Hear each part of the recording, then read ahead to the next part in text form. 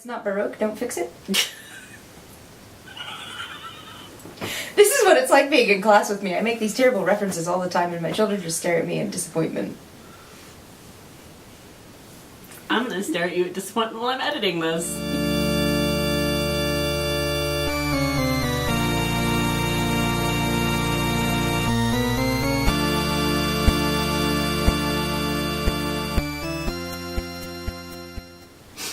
Hey everybody, we are back again with Rhetorical K-pop. Last time we talked about the group spaces in VIXX chained up. This time we're back with the individual rooms because there's stuff and things that we need to talk about because it's important to the narrative that we're trying to kind of show you exists about toxic relationships and how the bondage imagery shows that destructive element instead of being sexy times. I love you. I embarrass her often, all the time. So the individual spaces are different from the group spaces, mainly because it's where we actually get the insight to the real plot. If you just look at the group scenes, it just looks like a super awesome wiggly dance. One of kind of the key things to understand when approaching this particular video is actually looking at the individual spaces as more than just cool, shiny rooms that they're in. Which they are. I mean, they're cool rooms, but they actually tell you a lot about the person who's in them. Mm-hmm. Like, I mean, Hongbin. We learned a lot about Hongbin this summer when VIXX LR was out promoting.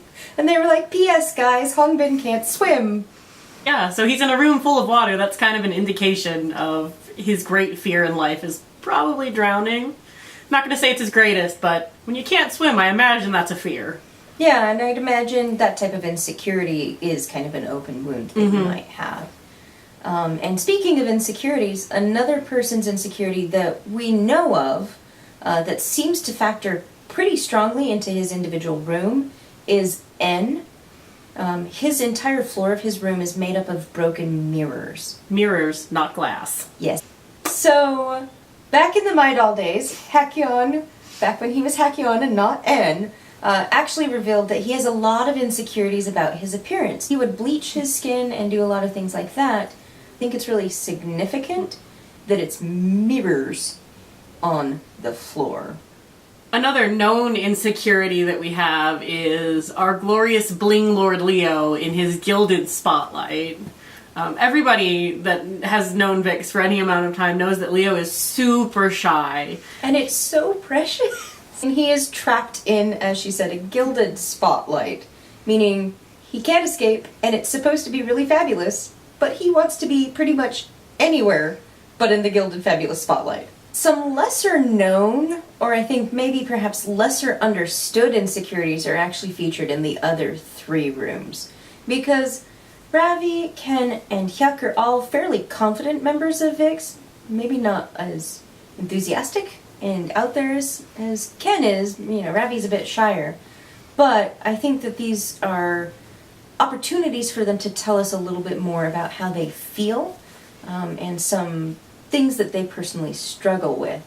So in Ravi's room, we have Ravi running around in a bunch of really blurry plastic sheets and you can't see him hardly at all.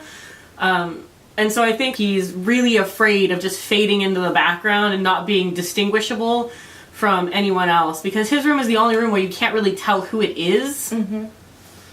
Ken, you know, his space just seems really pretty and at first glance can seem kind of pointless, but when you actually look closer, he's actually trapped in a glass box that he can't escape from, and he's with a whole bunch of exotic hothouse type flowers. Ken, being an extrovert, feeds off of the energy of other people. He enjoys fan interaction so much. I think nobody enjoys being out among the starlights quite like Ken, because he does feed off of that interaction. But in the glass box, he's cut off from the ability to interact and is just on display, which seems to pretty visibly suck him of energy, leaving him weak and kind of collapsed on the floor. Mm-hmm. Then, of course, we have Hyuk's room, which is a big open room with a staircase. But the important thing about the staircase is that it goes to nowhere. You climb up it as much as you want. There is nothing at the top. There's nowhere to go. So all of the energy that you have spent climbing the staircase is really pointless unless you're working on your Stairmaster. It's true. I mean, if you're working on your glutes and you need to climb some stairs, sure. But in VIXX's case, it seems to indicate an underlying fear that, you know, even if he reaches the top of the entertainment industry, he will have gone nowhere. And then what does it even mean? Yeah. The thing that makes all of these individual fears super important is that fear is something that chains you up and ties you down. It's something that puts you in bondage. And in this particular situation, in a poisonous, toxic relationship, it's those insecurities and those fears that usually keep you in that bad relationship. Mm-hmm. Because if you're afraid and you're chained down and you're crippled by that anxiety, you're not going to have the strength to get out. But how this is really significant and important is how it leads to the rest of the narrative. Once we switch to the black suit space, we start to see some really interesting activity in the individual rooms that eventually tells us how the video is going to end for each individual member. Because before you make it to the end, they already tell you what's going to happen through some really, really awesome rhetorical cues. I really wanted to do that. So, based on how they act in their individual rooms, we can actually see where they're going in the plot and how the music video is going to end for each individual person. The first two people we want to talk about are Leo and Ravi, who are very active in their spaces. Ravi is the most active. He's running around, tearing at things, trying to find a way out. He actually, at one point, bursts out of his room and then bursts back into it. Seems to indicate that he's going to be successful in overcoming his insecurities. Ties a lot into the LR promotions. We've really seen him come into his own and getting recognition that is giving him the strength and the power to begin to fight back against his confinement and his particular anxiety.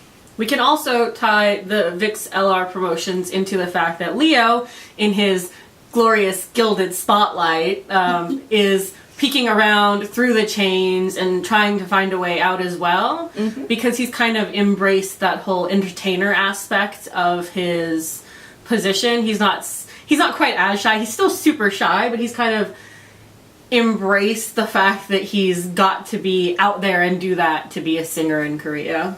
So, if Leo and Ravi are defeating their fears by being super active, Hongbin and Ken are on a slightly different level in that you actually see them being very still in their spaces, but there's actually an indication that through this stillness, they're actually doing some really important work against the anxieties that are crippling them. So what we see in the stillness of Ken and Hongbin in their super confining spaces is that they're actually embracing that fear and that anxiety and defeating it by not actively seeking to break out of it.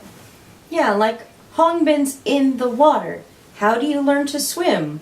You have to be in the water. It makes sense. That's kind of a thing. And you actually see Ken begin to touch the flowers and examine them and interact with them, which I think kind of shows that Ken is finding his own footing in the idol world by doing things like musicals, where he seems really, really happy because he's able to make friends and do his own thing, but in a way that's productive for him as a professional. The last two that we have that are kind of paired together in the narrative are En and VIXX. And they kind of meander around their spaces, but they're not really looking to get out. And that's very important to the narrative. Very important. Because they have no sense of focus, it seems like they have no ability to make choices. Because, whether you're choosing to be still or choosing to actively escape, that's at least making a choice. They're just kind of lost and unfocused. Another super important point that we have that goes along with this is the lighting in their specific spaces, and also the lighting that goes along with the female character in the music video. The mistress. The mystery woman. You dork. One of the few full body shots where we see the mistress standing on her little platform, she's lit with a very specific color wash of purple. There's even, I think, some pink in there, if I remember right. That specific color wash is only really repeated in 2 other spaces. 10 cents. What 2 spaces those are? Can you guess? I can! Aubrey, who's it? It's Ann and Chuck! OMG! Do I get my dime now? Later. Okay. I don't have one on me. Fair. In Hyuk's space, the lighting is really dim, but you can still see a lot of that purple wash everywhere that he is going. Because his wash mirrors hers, you know that he is the most in bondage and that he's probably not going to make it out at the end. Which is super sad. Super sad. But if you actually look at the exact wash from her frame, as in comparison to the room that N is in, the washes are almost identical to the point where it actually looks like he is literally just on the other side of a plastic curtain from her. You see him move towards the light instead of away from it, meaning that he is actually the most susceptible to this narrative of being broken.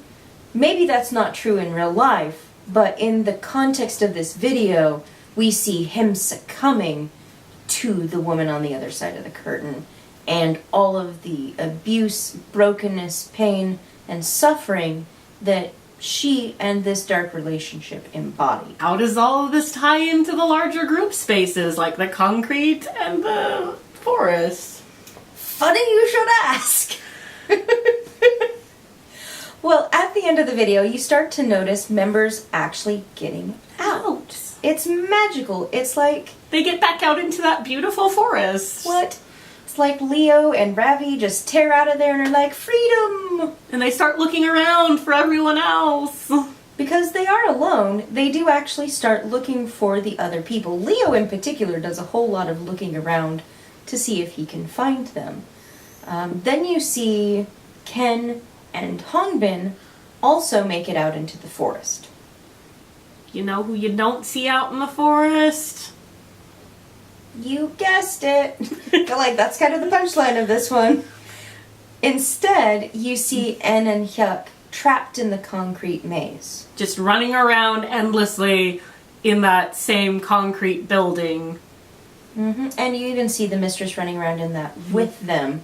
So you get this indication that they don't actually successfully escape. It's super significant to the narrative and the imagery of an abusive relationship that only 4 of the members make it back out to freedom. And it's because when you're in an abusive relationship, you leave parts of yourself behind. You don't get to escape as a whole person. You might find those pieces of yourself again someday, but you don't get to take them all with you. It also ties into the tattoo imagery, a really specific commentary, because, you know, having experience with an abusive relationship personally, both of us, we know that that relationship stays with you. Those scars are very real, and it's not something you can just choose to easily get rid of, traces of that relationship. So I think the imagery of the tattoo staying with you is actually important to the results of getting out of this abusive relationship. So they're actually giving us a really cool commentary on the price of being in a relationship that goes wrong. So that's it for our rhetorical analysis of the individual spaces in the VIXX Chained Up music video. Hopefully you'll stick with us and subscribe. And if you enjoy these videos, hopefully you will share them. Also, if you'd like to continue the conversation with us, you can go ahead and comment, and we will try to respond to as many comments as we can, because we would love to hear what you guys think about all of this. Because the cool thing about an analysis of this nature is there's not necessarily one right answer, that there's lots of different things that you can get from it once you actually start looking beneath the surface. So we would love to hear your theories and ideas. That would be super fun. Yeah, and hope you have a great day, and we will see you next time on Rhetorical K-Pop. See ya. Bye.